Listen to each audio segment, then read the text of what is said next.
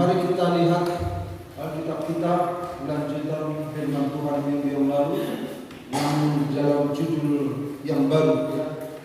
Mari kita baca bersama-sama. Kaum pria ayat yang genap, kaum wanita ayat ganjil, dan seterusnya. Ya. Kaum pria dulu, 1, 2, 3. Sekalipun aku juga ada alasan untuk menaruh percaya pada hal-hal lahiriah, jika ada orang lain yang menyangka dapat menaruh percaya pada hal-hal lahiriah, aku lebih lagi.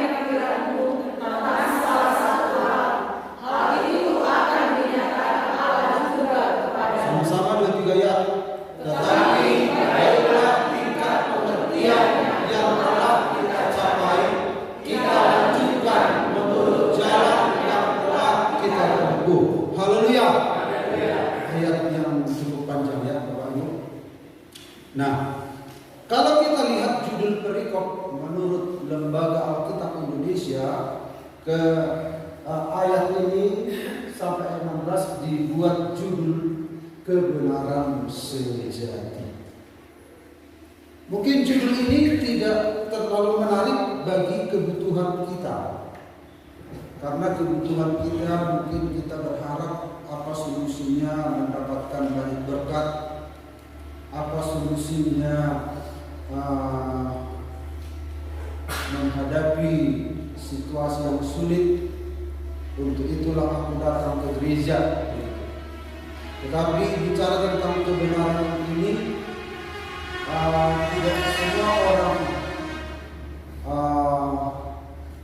mendapatkan merasa mendapatkan jawaban dari pergumulan. Tetapi sebenarnya inilah saudara-saudara tema yang sangat penting dalam kehidupan manusia.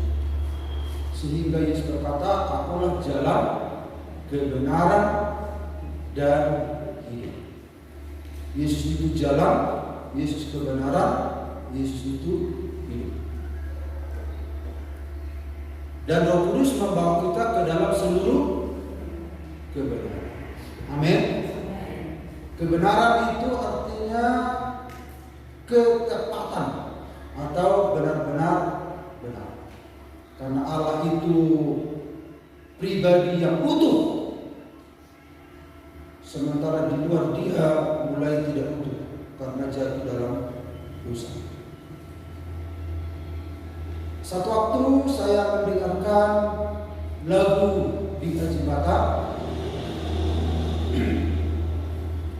lalu saya merasa ini contoh untuk menolong jemaat itu mengerti kebenaran.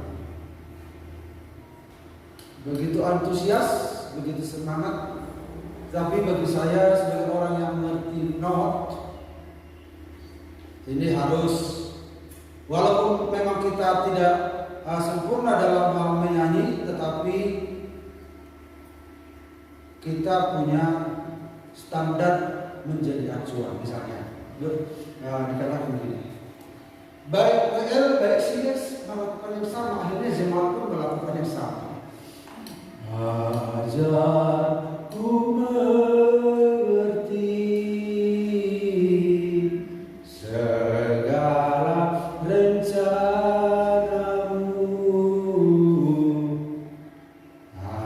Nah begitu betul. Padahal nada aslinya ajarku mengerti sol do sol sol fa fa sol si re fa fa mi mi. Nah, gitu. Tetapi orang menyanyi berbeda. Nah, kalau saya sebutkan pencipta itulah menjadi patokan dari lagu itu kan.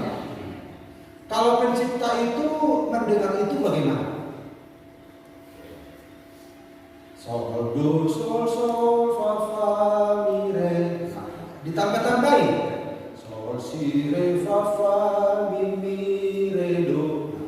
Makanya WL Sides kita harus biasa konsisten di standar lagu. Kalaupun ada improvisasi bisa-bisa saja ya, tetapi harus konsisten. Makanya selalu mendengarkan lagu yang standar. Kalau ada improvisasi oke, tapi ini mereka buat lagu mereka menjadi sebuah standar. Kalau pencipta lagu mendengar, tentu dia akan keberatan. Nah misalnya, saya tidak meminta mutlak begitu, tapi hanya untuk mencontohkan apa itu kebenaran. Misalnya gini, apa tadi lagu kita itu? Ku ingin menikmati Tuhan, menikmati Yesus. Yang benar adalah menikmati Tuhan, menikmati Yesus. Itu asli. Nah, tentu orang akan nyanyi cari aman. Nah, tetapi untuk kebenaran nggak boleh begitu. Nah, jadi banyak hal yang salah dalam hidup kita. Kalau kita lihat patron, kita harus mengacu kepada patron itu. Yesus adalah patron. Banyak yang sudah melenceng, kita merasa aman di sana, suka-suka kita. Nah, supaya bagaimana supaya kita sadar bahwa kita salah, maka Yesus datang.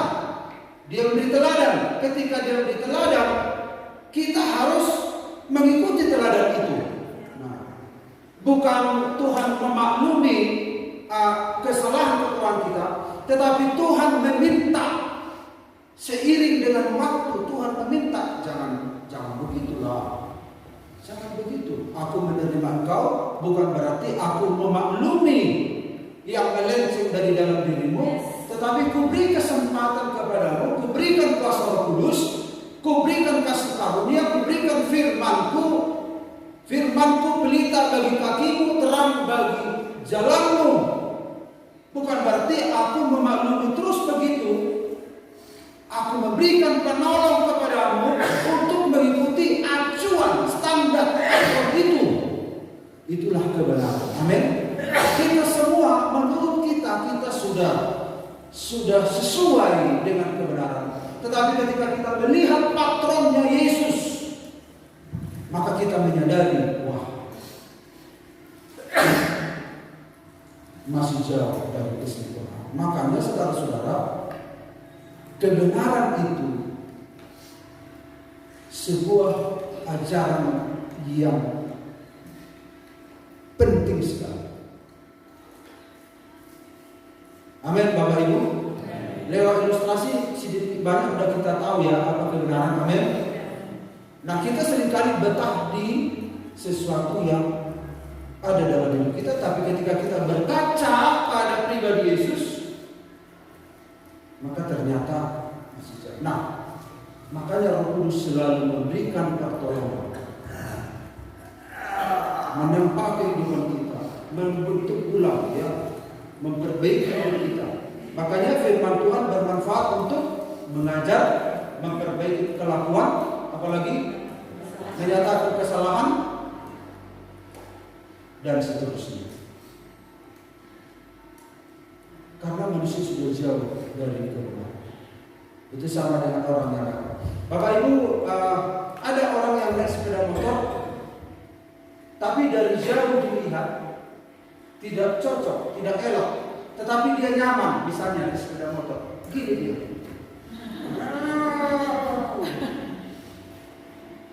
Kalau dia bikin begini, nyaman sekali membalap. Tapi kalau dilihat nggak elok kan, nggak cocok gitu. Jadi ada yang menurut yang naik kereta itu cocok, tapi dia nggak sadar ternyata bagi orang nggak cocok. Apakah nggak sebaiknya sepeda motor gini normal gitu kan? Kalau dilihat oleh dari luar ini bermasalah, tapi dia bertahan di situ karena apa? Dia merasa aman. Nah, seringkali kita aman di sebuah tindakan kita, perilaku kita, pemahaman kita, tapi dari sudut pandang Allah itu salah. Itu yang disebut dengan kebenaran. Nah, makanya Bapak Ibu, kebenaran sejati artinya sebenarnya. Pria sejati, pria yang sebenarnya. Rokok sejati, rokok yang sebenarnya. Ada rokok sejati gak? Ini kebenaran yang sebenarnya. Bagaimana kita? Jadi saya buat sebuah pertanyaan. Bagaimana memulai perjalanan menuju kebenaran sejati? Bagaimana memulai perjalanan menuju kebenaran sejati? Minggu yang lalu kita sudah membahas 3 hal. Nah, kita lihat hari ini berdasarkan pembacaan kita, ya. Pembacaan kita tadi dalam Filipi, ya. Minggu yang lalu kita apa ya? Ya. Ya Pak? Yohanes, ya. Memang kita nggak selalu ingat, ya. Tapi kalau nggak kita ingat bukan berarti kita nggak mengerti firman, bukan, ya. Karena menu makanan tidak selalu kita ingat, yang jelas kita sudah makan, ya. Nah, Bagaimana memulai? Yang pertama sudah kita lihat Bapak Ibu, ayat yang tadi, ayat 4-9. Yang pertama kita harus melepaskan kebenaran diri sendiri. Rasul Paulus berkata, ya ini sesuatu yang dicapai oleh Paulus. Disunat pada hari ke-8. Artinya menunjukkan bahwa identitas seorang penganut agama Yahudi itu disunat. Sunat itu tanda perjanjian Allah dengan bangsa Israel. Itu identitas keagamaan. Artinya dia bukan orang yang tidak punya identitas. Yang berikut, dari bangsa Israel. Artinya dia itu keturunan Yakub. Dia bukan keturunan Romawi, dia keturunan Yakub. Karena keturunan Yakub adalah Israel. Israel adalah umat pilihan Allah. Jadi Paulus ini salah satu dari umat pilihan keturunan Yakub. Begitu jelas disebut nenek moyangnya. Kemudian kebanggaan Paulus yang ketiga adalah dari suku Benyamin.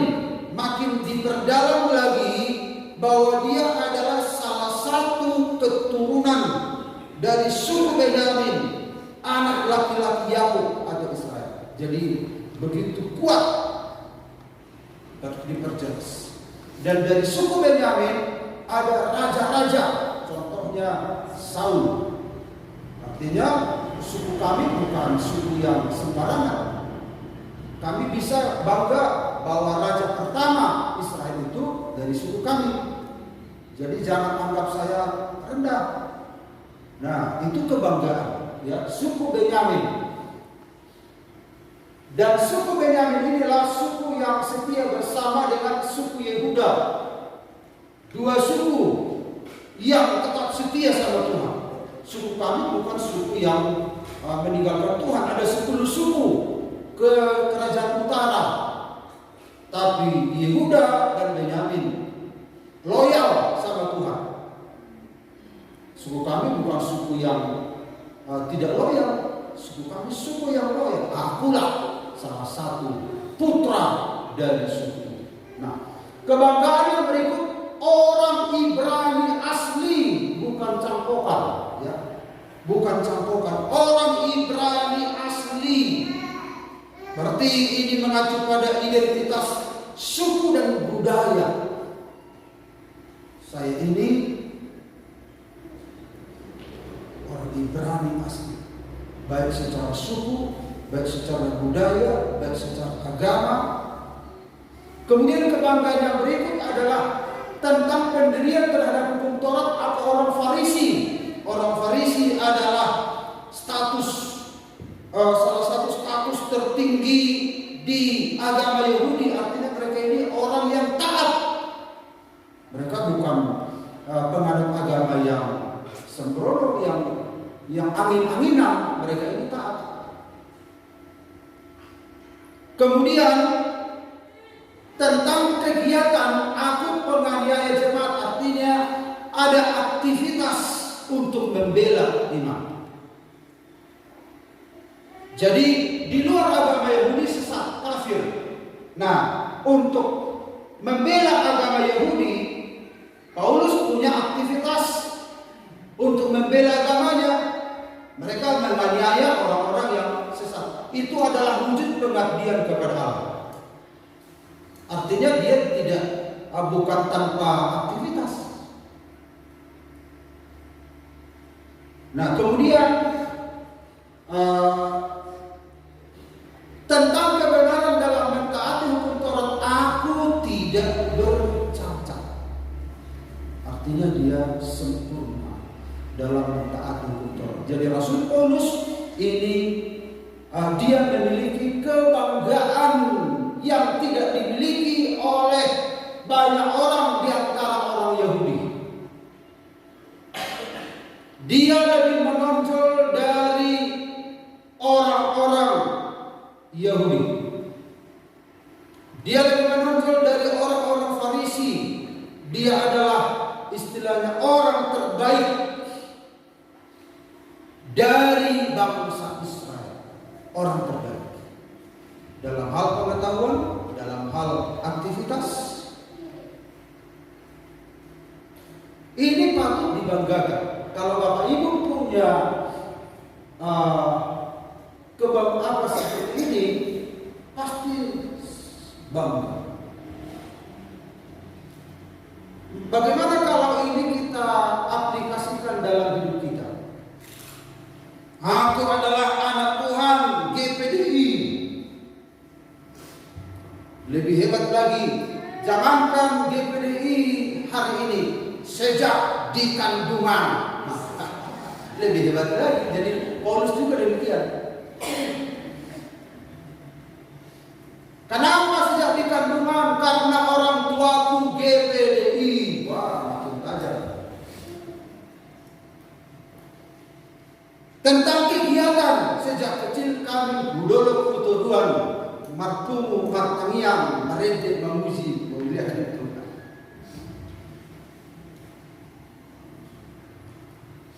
Tentang pendirian terhadap firman Tuhan, sampai sebenarnya aku berani mati dakwalah nama kota.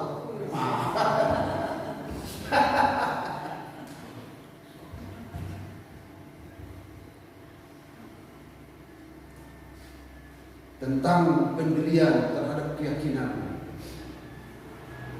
aku cinta GPDI seumur hidupku. Wah.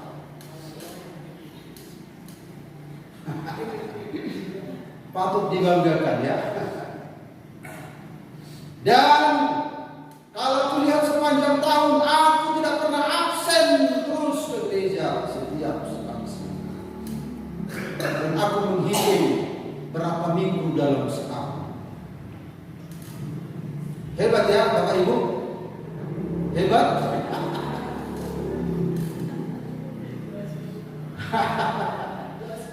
Iya. Pernah aku kedatangan tamu, aku tinggalkan tamu di rumah karena hari kebaktian di gereja. Wah, bagus sekali. Itu patut dicontoh, diteladan. Tetapi untuk mengenal kebenaran itu bukan menjadi sebuah yang harus dipertahankan. Itu bukan sesuatu yang harus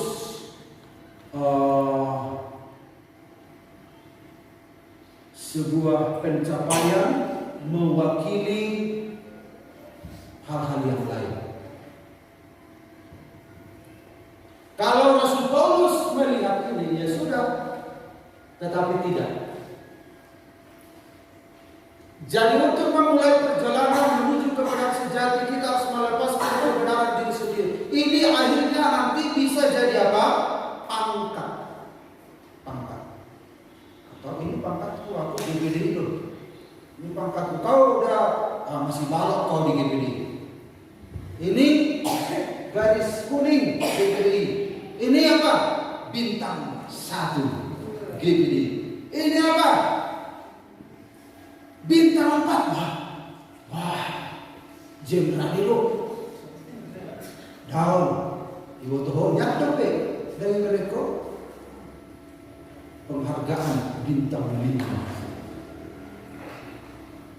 Jadi akhirnya apa yang kita capai menjadi sebuah pangkat, dan akhirnya tertutuplah pintu untuk menuju kebenaran yang sejati. Karena kita sudah punya, ngapain lagi cari kebenaran sejati?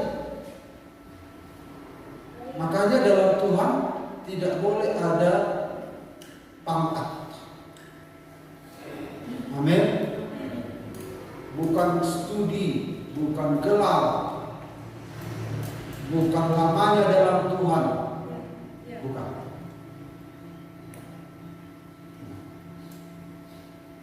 Saya sekolah kitab kelas 1, kelas 2 praktek. Kemudian setelah lama saya rindu belajar.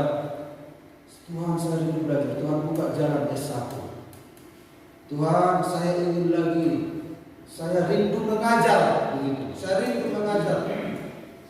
Gimana caranya? Saya lagi diizinkan Tuhan S2. Karena saya sudah terjebak mengajar di kampus, dituntut jadi S3. Tapi akhirnya saya malu juga, malu punya gelar ini.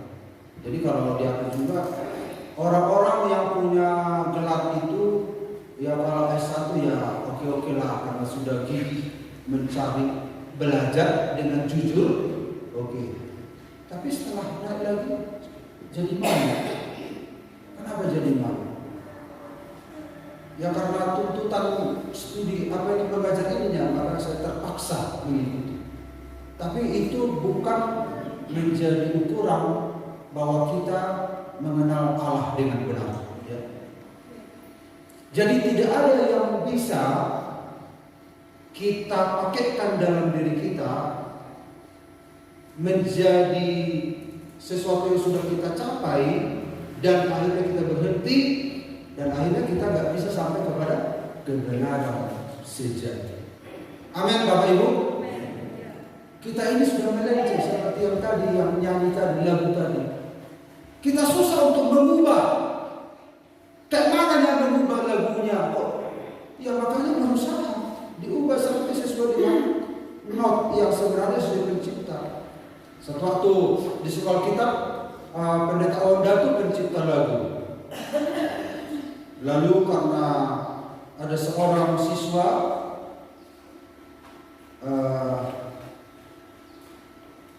dia tahu membuat not, tapi dia bukan pencipta. Tolong dulu buatkan dulu lagu ini.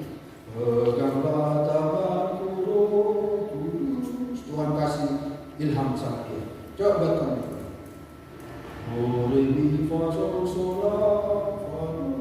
Nah, kemudian yang membuat not itu salah, langsung marah. Bukan ini yang punya ikan. Kenapa kau buatkan begitu? Lalu yang bikin marah lagi pencipta lagu apa? Judul lagu Beganglah Tanganku Roh Kudus. Kemudian ciptaan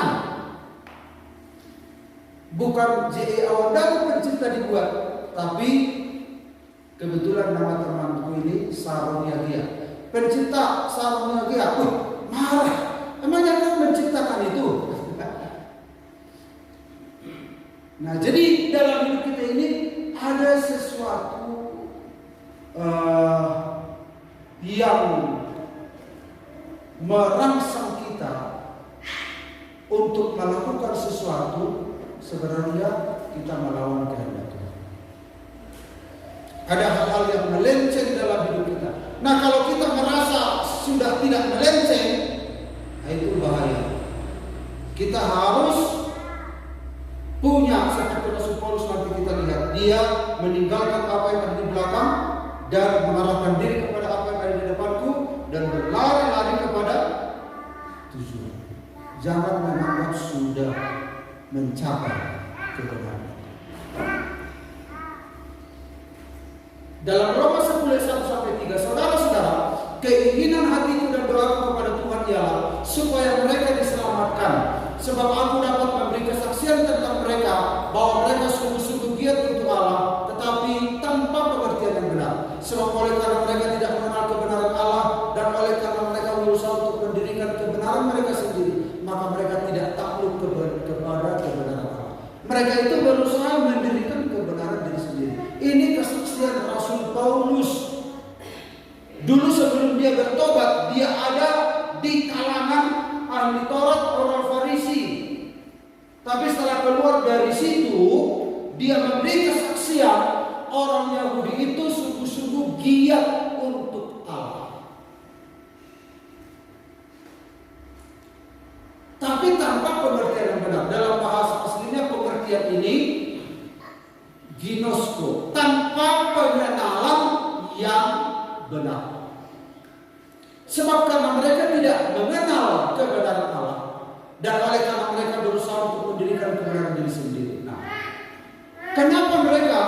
tidak sampai kepada kebenaran yang sejati. Karena pangkat tadi ada kopralnya, kopral. Tentang pangkat ini Pak Utama ada yang tahu. Yang kita ada balik, satu merah, ada kuning, ada berwira. Itu seringkali menjadi penghalang. Apa yang sudah kita capai itu menjadi penghalang. Akhirnya kita tidak beranjak kepada kebenaran yang sejati. Itu Rasul Paulus berdoa, keinginan hatiku dan doaku kepada Tuhan ialah supaya mereka diselamatkan. Jadi Rasul Paulus berdoa terus karena orang Israel merasa sudah sampai kepada kebenaran. Nah ini Bapak Ibu yang harus kita hindari. Mereka sudah merasa sampai.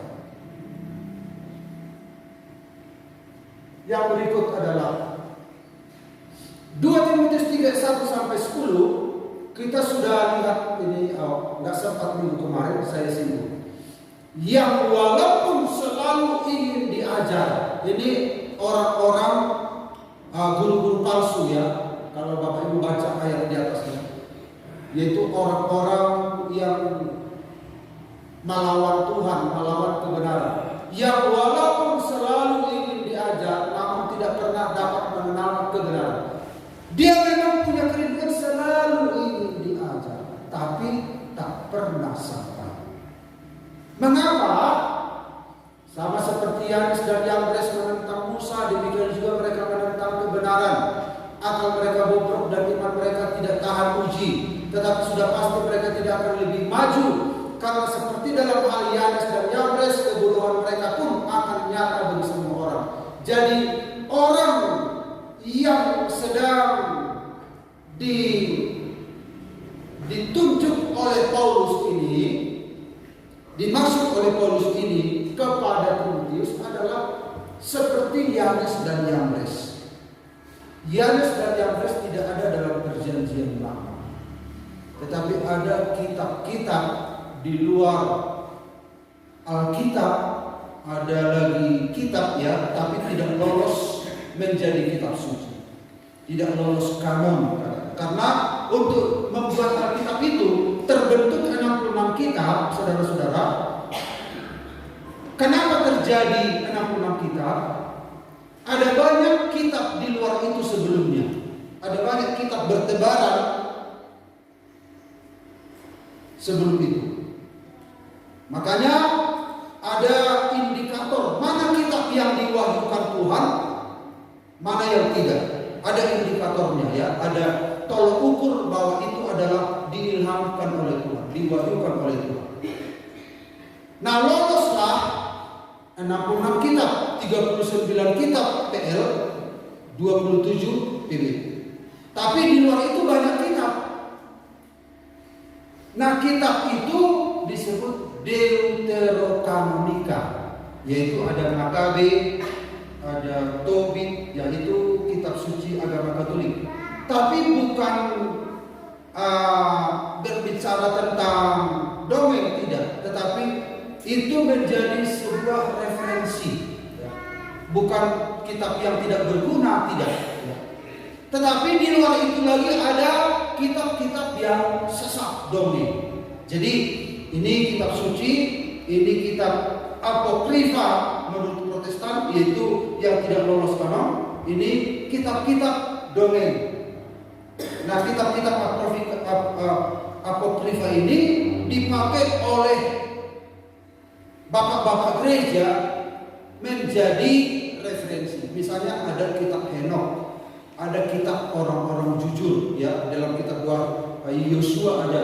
Bukankah itu ditulis dalam kitab orang jujur? Jadi ada kitab-kitab tidak lolos kanon tetapi tidak dibuang. Nah, jadi kitab ini, informasi dalam kitab ini ada isinya Yanes dan Yambres. Di dalam kitab suci kita, kitab suci agama Yahudi PL Tanakh disebut, tidak ada nama itu, tetapi ada kitab di luar itu yang menulis Yanes dan Yambres, yaitu para dukun-dukun yang melawan Musa, yang membuat ular, meniru ular Musa, kemudian membuat air menjadi darah, dibuat Musa air menjadi darah, kemudian para dukun meniru begitu, sebuah penentangan terhadap apa yang dibuat Tuhan. Namanya adalah Yanes dan Yambres. Ternyata Yanes dan Yambres ini adalah orang-orang penentang kebenaran. Penentang kebenaran. Nah, jadi banyak orang juga di kalangan Kristen penentang kebenaran. Misalnya di TV, di YouTube, mereka berbicara tentang firman Tuhan, mereka berdebat, mereka berapologet, tetapi sesungguhnya mereka tidak mencintai kebenaran. Mereka hanya mencari celah di mana dia bisa menang melawan debatnya. Akhirnya dia tidak sampai kepada kebenaran. Itu sama dengan Yanes dan Yambres.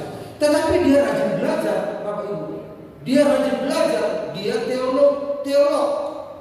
Dia tahu bahasa Yunani, bahasa Ibrani, tapi dia belajar hanya untuk menaklukkan lawan-lawan debatnya.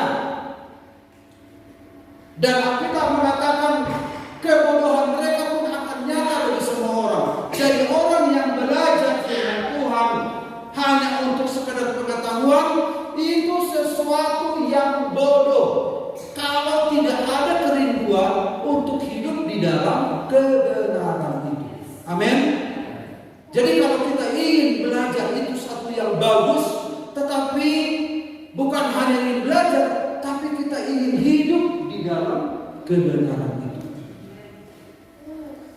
Itu ya, saudara-saudara. Mereka ingin belajar. Banyak orang sedang belajar sekarang, tetapi tidak ingin dia hidup di dalam kebenaran itu.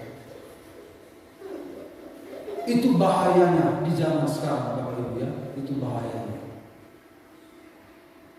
Saya dan saudara bisa kalah dengan mereka, tetapi tidak ada niat untuk hidup seperti Yesus yang adalah kebenaran.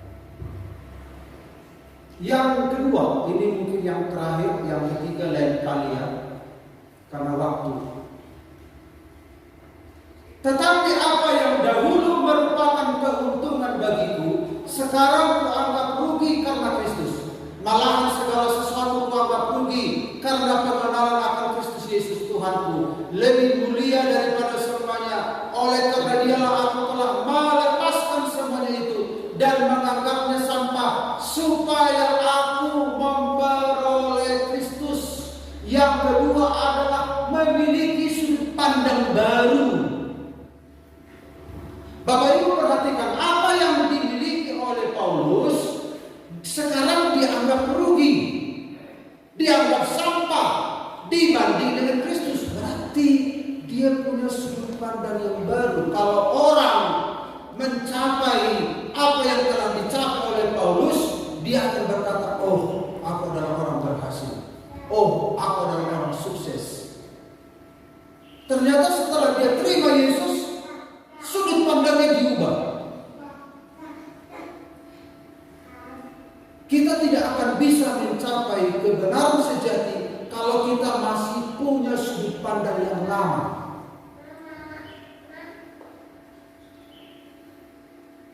Jadi makanya kelahiran baru itu, Bapak Ibu, bukan sesuatu yang mudah. Ada seorang anak Tuhan, saya juga salut satu waktu. Tapi lalu saya lihat dia suka berkhotbah di mana-mana.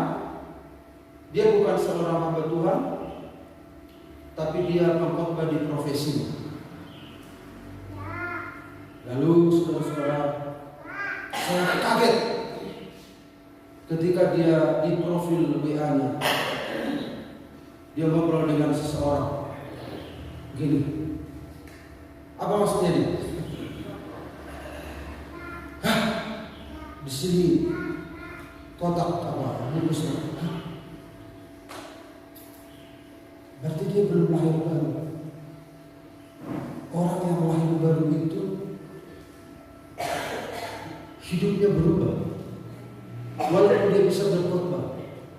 Makanya walaupun dia pendeta, walaupun dia sudah lama dalam Tuhan, tentang kelahiran baru itu tidak semua orang bisa menjalani, menghidupi.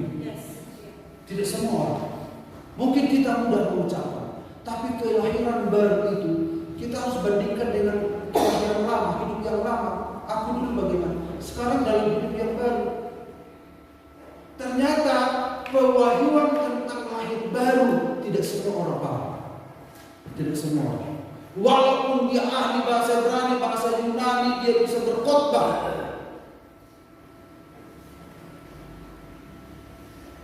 Hidupnya baru. Dia punya paradigma baru. Dia punya sudut pandang baru tentang dunia ini. Makanya banyak orang, saudara-saudara, tidak sampai kepada kebenaran. Sangat menyedihkan. Sangat menyedihkan. Tapi mari kita berdoa, dan saya juga berdoa. Jemaat-jemaat Tuhan sudah banyak kali mendengarkan tentang lahir baru. Hendaknya kita hidup di dalamnya. Amin. Yang lama telah berlalu, sesungguhnya yang baru sudah datang. Makanya ada seorang pendeta, awalnya saya kaget mendengarkan, tapi akhirnya saya mengerti.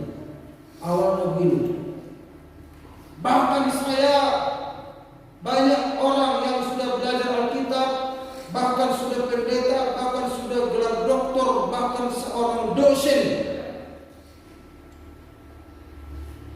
belum tentu dia lahir baru. Kaget saya. Susah kali, emangnya susah. Lahir baru itu kan gampang, saya pikir. Ternyata yang dia maksud adalah memang benar-benar baru. Benar-benar baru. Bukan hanya percaya sama Yesus, engkau dilahirkan baru, tetapi maksudnya adalah kita benar-benar hidup di dalam yang baru. Begitu hidup yang baru itu bukan hanya sekedar pikiran kita, bukan sekedar iman kita percaya, tetapi benar-benar tubuh jiwa roh kita menjalani kehidupan yang baru. Amin. Benar-benar menjalani kehidupan yang baru itu. Jadi kalau hanya di konsep saja, pikiran saja, maka saya terima pernyataan pendeta itu. Padahal itu sesuatu yang simpel sebenarnya terjadinya. Dan terjadi kelahiran baru itu segera, cepat. Tetapi kenapa pendeta itu sepertinya terkesan membuat susah? Ternyata yang dimaksud adalah ternyata orang yang lahir baru itu, tubuh jiwa rohnya itu hidup di dalam jalur yang baru. Oh ya benar, saya. Dan orang ini suka berada di instansi.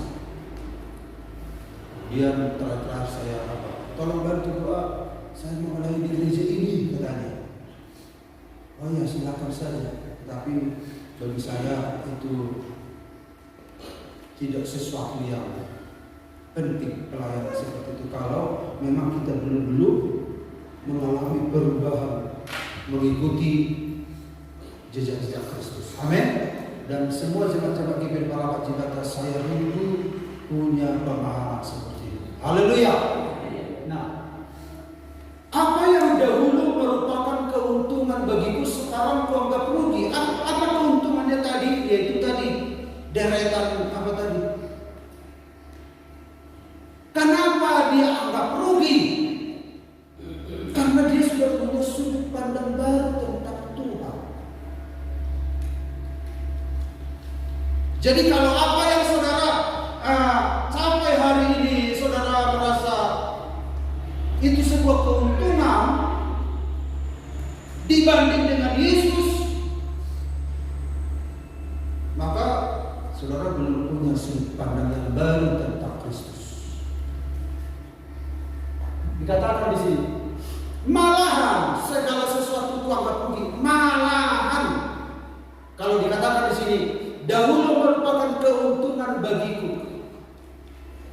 Apa yang dahulu ini kan masih masih sepertinya tunggal dia. Apa yang dahulu merupakan keuntungan bagiku sekarang kalau karena malahan segala sesuatu, camat, segala sesuatu. Tentu orang-orang tidak merindukan hidup dalam kebenaran, tidak tertarik dengan ini. Segala sesuatu kuanggap rugi karena pengenalan akan Kristus. Ternyata pengenalan akan Kristus dibanding dengan segala sesuatu yang dulu menentukan,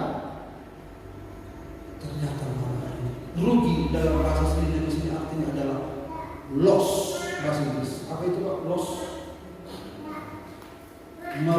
menurun, turun, ya. Molor, menurun nilainya. Ternyata yang ku capai selama ini membuat saya menurun begitu. Molor, merosot, rugi. Kalau begitu, untuk apa saya melakukan sesuatu tapi semuanya rugi? Apa yang ku capai selama ini ternyata semua membuat aku rugi. Aku orang bodoh kalau melakukan sesuatu ternyata rugi begitu. Nah, setelah dia kenal Tuhan, lebih mulia daripada semuanya. Oleh karena dialah aku telah melepaskan semuanya itu dan menganggapnya sampah. Ini kalau Rasul Paulus tidak punya sudut pandang yang baru, yang ekstrim pada Yesus, dia tidak akan mengatakan demikian. Tentu ada konteks-konteks tertentu yang dimaksud sampah ini apa, gitu ya. Kita pastilah tidak semua apa yang kita capai sampah, tapi yang dimaksud di sini sampah adalah sebuah pemikiran bahwa kita sudah mencapai segala sesuatu itu. Sebuah pemikiran, sebuah anggapan. Kalau kita dari sini, ku anggap, ya, menganggapnya. Kalau dulu dia menganggap berarti pikiran, kan, menganggap.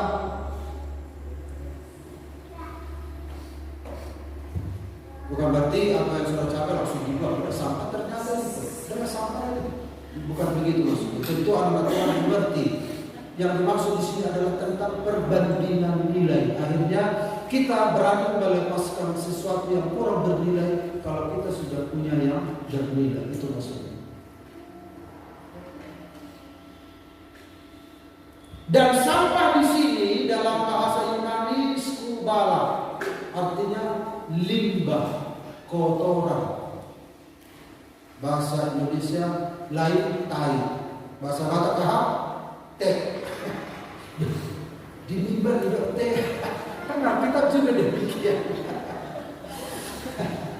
Yang membuat tidak kurus apa? Konsep kita yang membuat tidak kurus. Itu kan sebuah kata benda. Nah, menurut Paulus sampah, sehingga dia tidak punya daya tarik terhadap sampah. Nah, di dalam benak kita harus ada ini. Artinya dunia ini tidak akan seterusnya. Apa yang kita capai lambat atau cepat akan berlalu. Punya sudut pandang. Nah, mari kita lihat lebih jelas lagi. Sudut pandang, Bapak Ibu berapa balok ini? Berapa balok?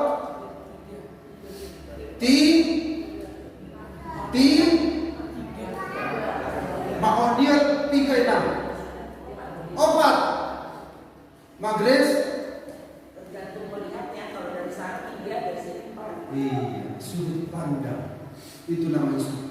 Kalau dilihat dari sini 3 kan, 1, 2, 3. Kalau dilihat dari sini 1, 2, 3. Kalau ini berapa orang? 3 halak. Bakaran 2. Ya sengaja kan.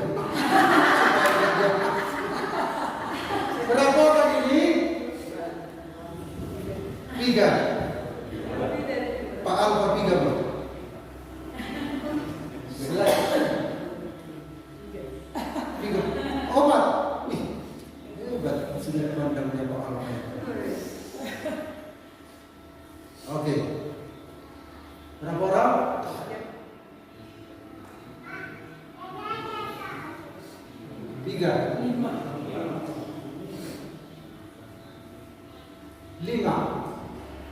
1, 2, 3, 4, 5 ya. Tapi terkesan berapa? 2. Karena kita lihat yang garis besar saja 2.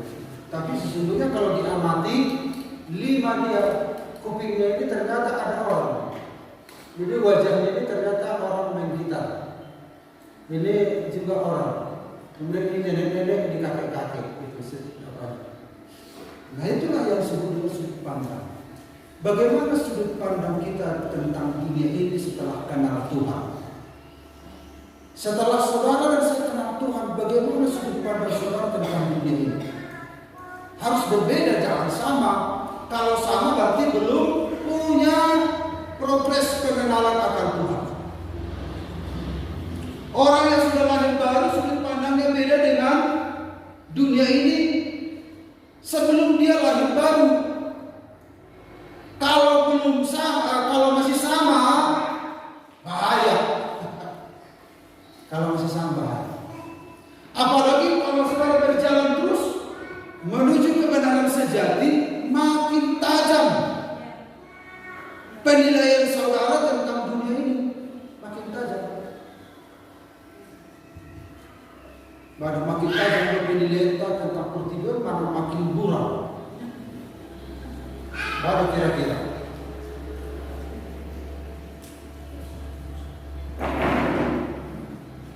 sudut pandang terhadap mammon.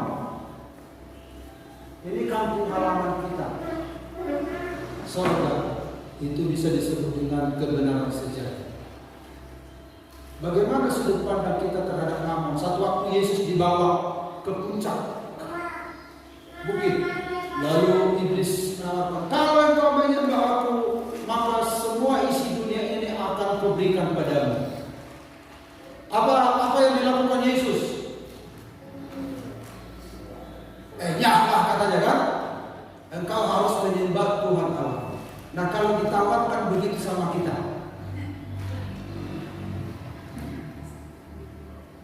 gimana? Ini dikasih loh ini.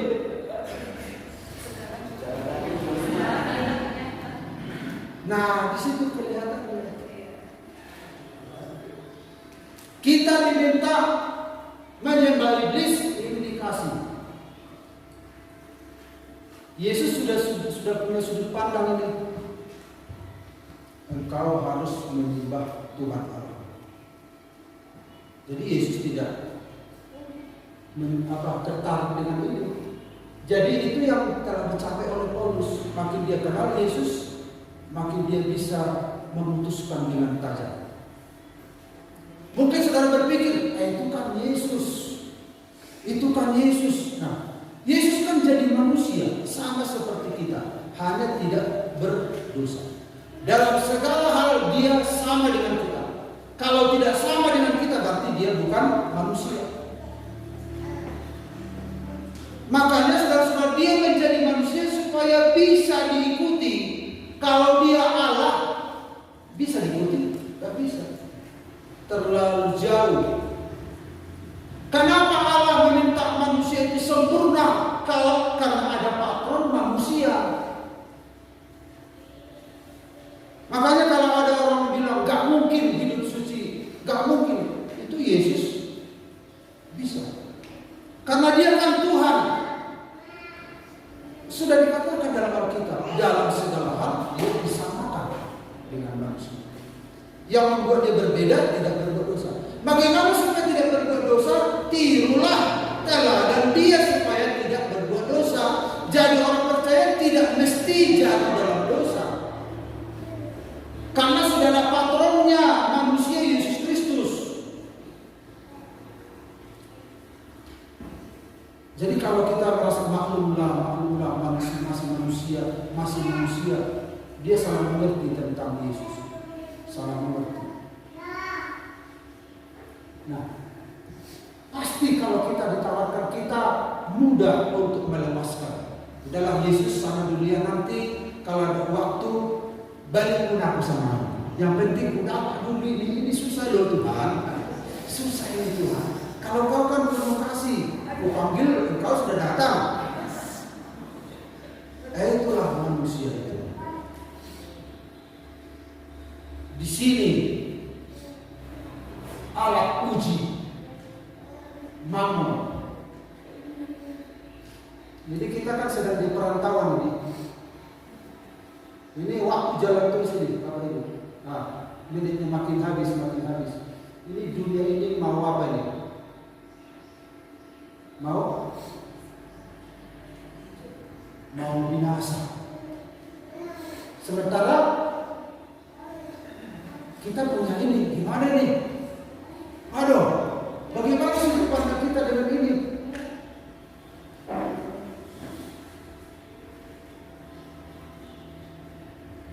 Jadi saudara-saudara, kalau untuk memulai menuju kebenaran sejati, kita harus memiliki sudut pandang yang baru.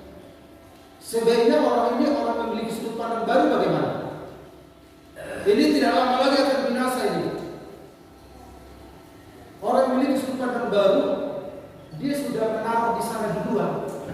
Amin. Ini jalan terus waktunya ini. Oke, jalan ya jalan, lebih cepat malah nggak apa-apa. Sudah di sana aku pindahkan. Aku nggak kerepotan. Bisa dia dibawa ini satu-satu. Ini 20 menit lagi mau kiamat contohnya. Sempat nggak ke sana, jauh. Paling yang bisa dia bawa apa? Nggak ada yang bisa dibawa. Tapi orang punya sudut pandang yang baru itu, dia tahu di sana apa yang kita taruh, kita percayakan sama Tuhan, kita akan jumpai di dalam kekekalan. Tapi orang menganggap ini bohong-bohongan, jadi tipu-tipu pendeta itu dia ini katanya. Makanya ateis berkata agama itu adalah sesuatu yang diciptakan untuk menghibur orang-orang susah. Sorga itu adalah sesuatu yang diciptakan pikiran orang yang sederhana, supaya orang yang susah terhibur. Kalau kamu susah di dunia ini, ingatlah rumahmu di sorga. Akhirnya orang susah terhibur. Tetapi Alkitab mengatakan tidak demikian. Sorga itu tempat yang disediakan Allah.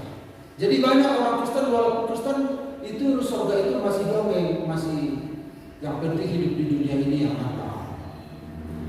Sudut pandang kita tentang dunia harus berubah. Amin. Amin.